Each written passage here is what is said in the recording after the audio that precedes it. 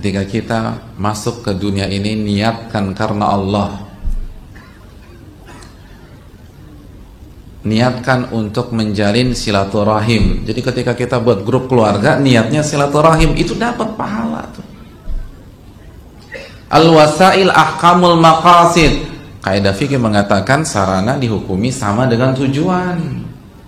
Jadi ketika kita buat grup keluarga atau kita berteman di Facebook kita dengan keluarga besar, niatnya silaturahim, dapat pahala silaturahim.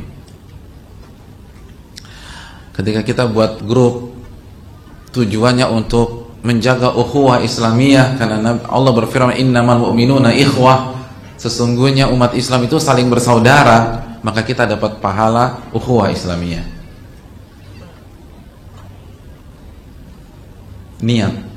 Niat itu penting. Innamal a'malu binniyat, sesungguhnya amal ibadah itu tergantung niatnya. Jadi hadirkan niat. Niatkan untuk dakwah. Saya nggak bisa ceramah Ustadz, saya nggak punya ilmu, saya nggak bisa buat artikel, tapi saya bisa men-share tulisan-tulisan ustadz-ustadz yang mengajarkan sunnah Nabi SAW kepada beberapa grup yang saya buat. Itu niatnya. Tapi kalau niatnya hanya cuman seru-seruan, ngumpul-ngumpul aja, lalu nanti kopdar setiap berapa bulan sekali, dan di kopdar pun tidak ada unsur ibadah, unsur taqarrub, tidak ada suasana amal soleh, maka nggak ada manfaatnya sama sekali. Dan ingat, kita akan dihisap oleh Allah. Kita akan dihisap oleh Allah. Dan sekali lagi, ini fatal loh. Karena kalau di dunia nyata saya berbicara dengan satu orang antum, oke, satu orang antum. Tapi kalau sudah pakai medsos, dia akan copy paste ucapan saya dan dia akan sebar lagi ke 10 orang, 20 orang, 15 orang, 30 orang, 100 orang. Kalau benar, kalau salah. Kan sekarang main copy paste, copy paste, copy paste, copy paste. Hati-hati, ngeri ini.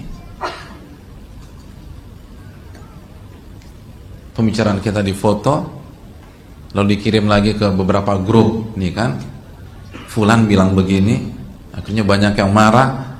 Dosa kita banyak sekali, hadirin yang dirahmati oleh Allah.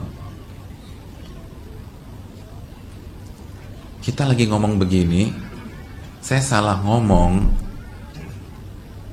itu 5 menit kemudian minta maaf selesai, atau merevisi selesai, mohon maaf itu yang saya omongkan tadi tolong dihapus ya. Tapi kalau saya masukkan sebuah foto di sebuah grup atau di Facebook, itu 1 menit kemudian itu bisa ada di Dubai, bisa ada di New York, bisa ada di Sydney, bisa ada di Surabaya, bisa ada di Irian Jaya. Itu nggak terkontrol, nggak bisa. Sudah antum keluarkan, siap-siap ditanya oleh Allah Subhanahu wa ta'ala. Itu aja udah. Antum lempar, siap-siap ditanya oleh Allah Subhanahu wa ta'ala. Apalagi sekarang.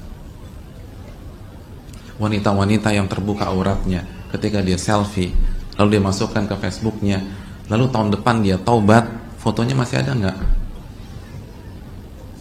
Itu bisa beredar terus fotonya. Itu ngerinya. Pikirlah 1000 kali untuk taruh sesuatu di media tersebut. Ini nggak mudah loh. Bisa jadi sholat kita, puasa kita, zikir kita hancur gara-gara medsos yang kita gandrungi selama ini. Makanya niat yang benar. Setiap ada apa, niat saya ikhlas apa enggak? Setiap kasih komen, niat saya ikhlas apa enggak? Setiap copy paste, niat saya ikhlas apa enggak? Setiap buat grup, niat saya ikhlas apa tidak? Saya mencantumkan artikel atau kata-kata mutiara, niat kita ikhlas apa tidak? Ketika misalnya kita membuat status, niat kita ikhlas atau tidak? Innamal a'malu binniyat. Kalau niat kita ikhlas, ini lumbung pahala yang begitu luar biasa. Lumbung pahala. Tapi kalau keliru, habis kita.